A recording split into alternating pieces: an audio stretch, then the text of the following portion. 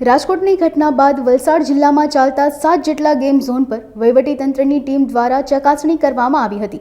ચકાસણી દરમિયાન કેટલાક વાંધાજનક બાબત સામે આવતા તેઓને કારણદર્શક નોટિસ આપીને જવાબ માંગ્યા હતા। જિલ્લા કલેક્ટરે આ તમામ ગેમ ઝોન માલિકોએ ફાયર એનઓસી વગર ગેમ ઝોન ચલાવતા હોવાનું સામે આવતા ગેમ ઝોન માલિકો સામે કડક કાર્યવાહી કરવાના આદેશ આપ્યા છે। તેમજ જિલ્લામાં ચાલતા 4 જેટલા આનંદ મેળાને પણ બંધ કરવામાં આવ્યા છે।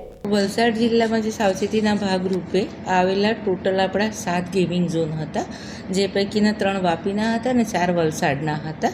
એ તમામને બંધ કરાવવામાં આવ્યા છે। ગેમિંગ ઝોનની તપાસ કરતાં એ ધ્યાને પણ આવ્યું હતું ઘણી જગ્યાએ ફાયર સેફ્ટીના સાધનો રિન્યૂ પણ થયેલા નહોતા, પરમિશન પણ નહોતી, એ તમામને બંધ કરી દેવામાં આવ્યા છે।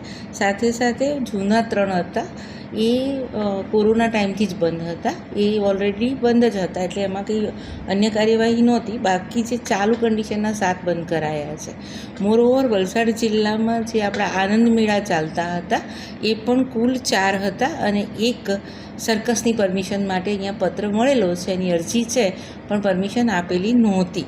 એ પૈકીના વલસાડમાં એક હતો, વલસાડમાં ટોટલ 3, એ પૈકીનો એક હતો આપણો સર્કસ અને બાકીના આનંદ મેળા હતા। ધરમપુરમાં એક આનંદ મેળો હતો અને વાપીનો, જે પૈકીનો વલસાડનો તો 26/5 પૂર્ણ થઈ ગયો હતો। બાકીના જે ચાલુ કન્ડિશનના 3 હતા તે ગઈકાલે તપાસ પછી તમામને બંધ કરવા માટેની સૂચના આપેલી છે અને આજે બંધ થયા છે।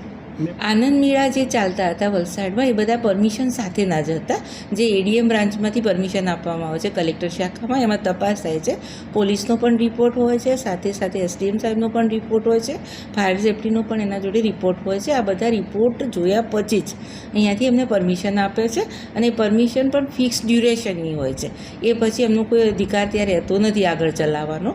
એ જોતાં આપણે ચાલુ કન્ડિશનના પણ જે મેળા હતા એ આપણે બંધ કરાયા છે, સાથે સાથે જે પૂર્ણ થયો હતો 26 તારીખે એ પૂરો જ થયો છે।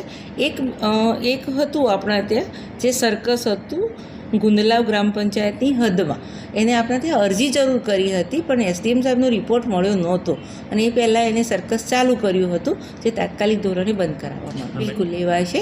એ લોકોને લીગલ નોટિસ પણ આપવામાં આવશે અને આગળની કાર્યવાહી કરવામાં આવશે।